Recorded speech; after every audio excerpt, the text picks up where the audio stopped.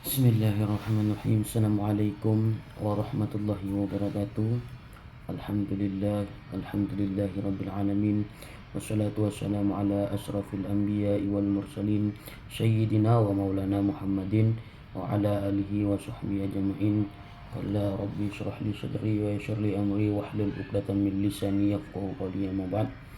Alhamdulillah, segala puji bagi Allah Subhanahu wa taala yang telah memberikan khususnya saya kenikmatan, kesempatan yang mana hingga saat ini saya masih diberikan umur untuk menuntut ilmu. Baik, di sini saya akan menganalisis Fatwa Majelis Ulama Indonesia nomor 45 tahun 2018 terkait penggunaan plasma darah untuk bahan obat. Sebelumnya kita ketahui bersama bahwasanya Komisi Fatwa Majelis Ulama Indonesia apabila mengeluarkan suatu himbauan atau suatu fatwa lah kita bisa bilang, maka ada sesuatu yang dipertentangkan baik untuk kemaslahatan umat muslim, kesehatan dan lain sebagainya. Khususnya pada kesempatan saat ini di mana MUI menimbang terkait adanya seiring dengan perkembangannya ilmu pengetahuan, di mana sedemikian pesatnya sekalipun itu ada karenanya pembangunan seperti obat-obatan di mana beredar di tengah masyarakat saat ini, yaitu berasal dari bahan yang beraneka ragam. Itu yang kita ketahui.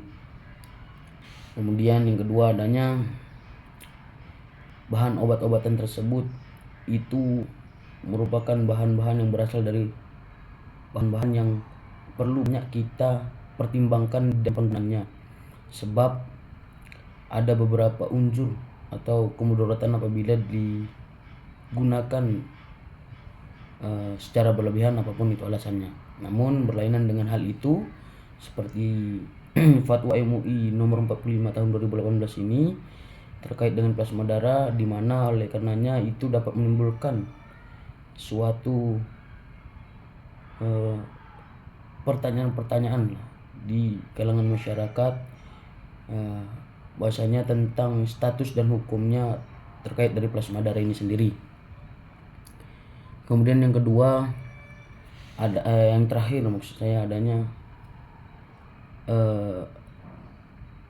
dinilai bahwasanya perlu adanya pertimbangan sehingga MUI saat ini berpatokan atau menggunakan salah satu Fatwa Majelis Ulama Indonesia nomor 45 tahun 2018 ini sebagian dasar untuk mengakomodir pertanyaan-pertanyaan yang sedemikian rupa terkait dengan plasma darah ini. Baik, untuk itu di sini kita akan masuk daripada materi terkait analisis mengenai Fatwa MUI tentang penggunaan plasma darah untuk bahan obat nomor 45 tahun 2018. Sebelumnya perlu kita ketahui bersama bahwasanya plasma darah ini merupakan salah satu komponen cair dari darah yang menyusun sekitar 55% dari total volume darah manusia. Plasma darah ini sendiri berwarna kekuningan dan terdiri dari air sekitar 90%-an. Adapun di dalamnya terkandung berbagai zat terlarut seperti protein, albumin, globulin, fibrinogen, dan lain sebagainya. Hingga plasma darah ini memiliki fungsi vital dalam tubuh manusia, termasuk mengangkut nutrisi, hormon, dan produk limbah metabolisme, serta berperan penting dalam proses pembekuan darah dan sistem kekebalan tubuh.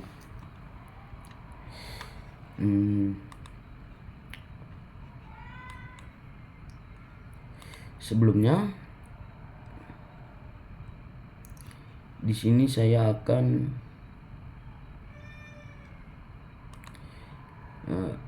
menjelaskan terkait bagaimana sih bunyi atau isi daripada fatwa MUI terkait plasma darah untuk bahan obat ini. Adapun perlu diketahui bersama bahwasanya di dalam pemanfaatan atau plasma darah itu sih bagaimana sendiri. Nah, kemudian bagaimana sih dasar hukum sebabnya lahir fatwa MUI terkait plasma darah ini sendiri, dan atau apa sih hingga adanya fatwa ini, urgensinya itu bagaimana sih. Ada sih contoh kasus dan penerapannya itu sendiri bagaimana hingga ditetapkannya lah fatwa MUI nomor 45 tahun 2018 ini terkait penggunaan plasma darah sebagai bahan obat. Oke, baik, saya ulangi sedikit bahasanya MUI mengeluarkan fatwa ini itu sebagian besar untuk respon terhadap perkembangan teknologi kedokteran, mulai dari kebutuhan masyarakat akan obat-obatan yang menggunakan plasma darah ini sendiri, dan untuk memberikan kepastian hukum bagi utamanya tenaga medis dan masyarakat terkait status dan hukumnya penggunaan plasma darah untuk bahan obat.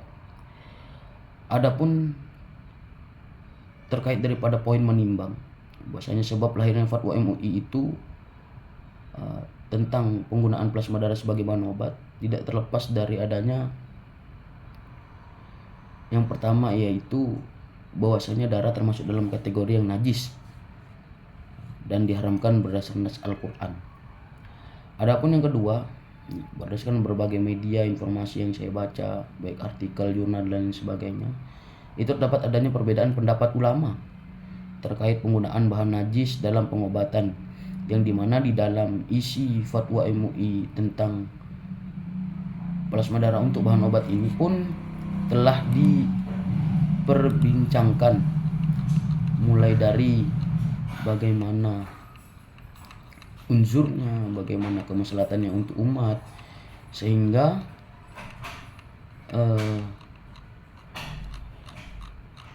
plasma darah ini dapat digunakan dalam kondisi dan keadaan tertentu.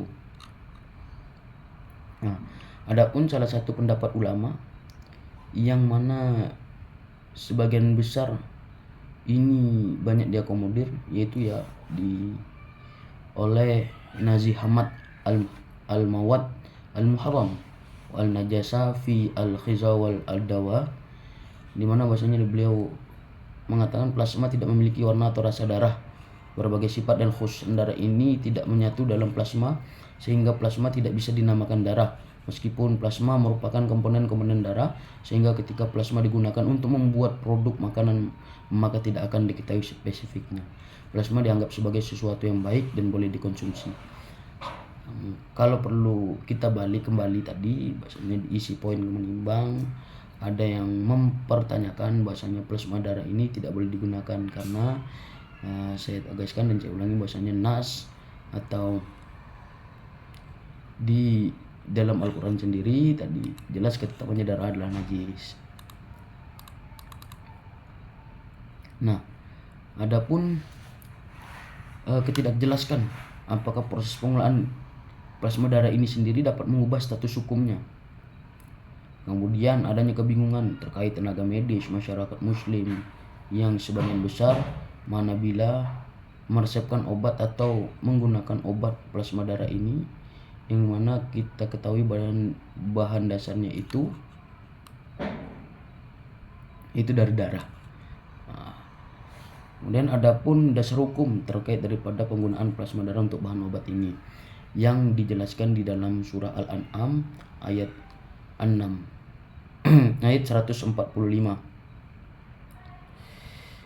Baiklah, tiadalah aku peroleh dalam wahyu yang diwahyukan kepadaku sesuatu yang diharamkan bagi orang yang hendak memakannya, kecuali makanan itu bangkai atau darah yang mengalir atau daging babi, karena sesungguhnya semua itu kotor, atau binatang yang disembelih atas nama selain Allah, Barang siapa yang dalam keadaan terpaksa sedang dia tidak tahu pula dan tidak melampaui batas, maka sesungguhnya Allah Maha Pengasih lagi Maha Penyayang. Kemudian kita kaitkan dengan kaidah fikihnya, di mana dalam merumuskan suatunya fatwa, maka tentu di sini keterkaitan jelas dengan kaidah fikih, yang mana dalam merumuskan fatwa MUI menerapkan beberapa kaidah fikih yang relevan dalam fatwa MUI ini sendiri nomor 45 tahun 2018 terkait plasma darah untuk bahan obat. Yang pertama, bahasanya darurat itu ada ukurannya, atau juz parsial tidak bisa menghukumi yang kul, menyeluruh atau simultan. Dan yang terakhir bahwasanya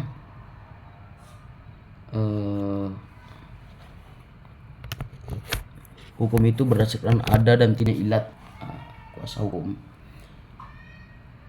Sebelum kita lanjut bahasanya daripada kaidah dan dasar hukum tadi, maka jelas bahasanya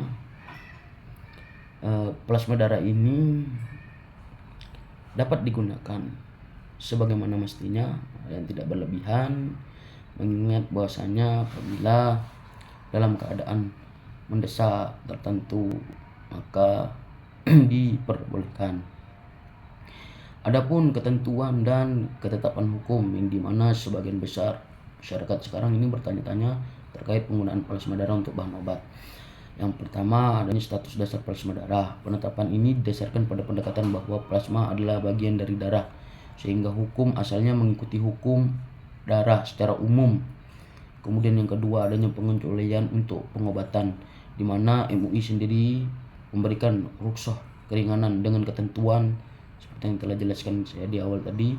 Yang pertama, penggunaan plasma darah manusia untuk bahan obat diperbolehkan, dan penggunaan plasma darah ini menggunakan darah hewan. Adapun pengecualian ini menunjukkan kelenturan hukum Islam dalam mengakomodasi kebutuhan medis modern tanpa meninggalkan prinsip-prinsip syariah, serta bagaimana keamanan atau bahasanya ketenangan petugas medis dan masyarakat dalam penggunaan plasma darah itu sendiri. Sebab adanya terjadinya atau munculnya fatwa MUI tidak terlepas dari urgensi atau kita bisa bilang permasalahan, khususnya di era perkembangan saat ini. Yang pertama itu peran krusial produk plasma, di mana kita ketahui produk derivatif plasma darah ini memiliki peran yang sangat krusial atau tidak dapat tergantikan dalam penanganan berbagai kondisi medis. Kemudian adanya keterbatasan alternatif. Perlu diketahui sampai saat ini banyak produk plasma darah yang belum memiliki alternatif sintesis atau yang sama efektifnya seperti plasma darah ini. Sehingga upaya pengembangan alternatif sintesis masih terbatas dan belum dapat sepenuhnya menggantikan produk plasma darah alami. Kebutuhan yang meningkat. Ini dengan berbagai adanya perkembangan penyakit dan kemodernan pengobatan, salah satunya plasma darah ini menjadi salah satu produk layanan kesehatan yang terus dipakai hingga berkembang di negara seperti Indonesia ini. Kemudian adapun ketentuan dan panduan sendiri terhadap tenaga medis untuk meresepkan obatnya itu apabila digunakan dengan baik dan benar, hingga urgensi inilah yang membuat plasma darah dapat digunakan hingga saat ini. Kemudian bagaimana sih contoh kasus dan penerapannya? Kemudian adakah contoh penyakit yang kira-kira benar menggunakan plasma darah ini sebagai bahan obat?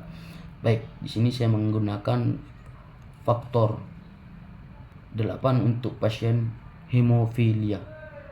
Pada kasus di sini dijelaskan bahwa seorang anak-anak laki-laki berusia 8 tahun menderita hemofilia A. Kita bahasakan defisiensi faktor 8, yang dimana dia mengalami pendarahan sendi setelah terjatuh saat bermain. Di sini dokter memutuskan atau merekomendasikan pemberian konsentrat faktor 8 yang berasal dari plasma darah manusia. Adapun analisis penerapan fatwa, di mana kondisi darurat hajat hemofilia adalah suatu kondisi yang serius, tidak bisa dianggap ringan ya.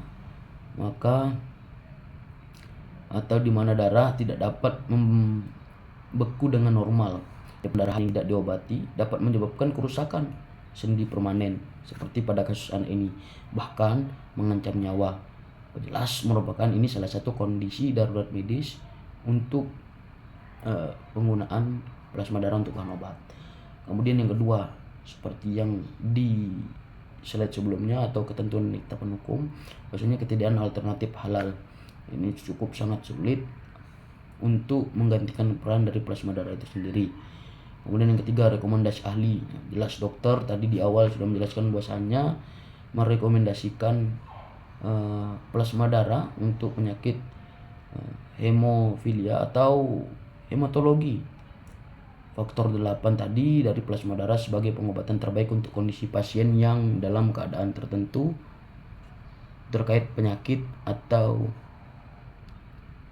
kondisi seperti kasus yang anak tadi.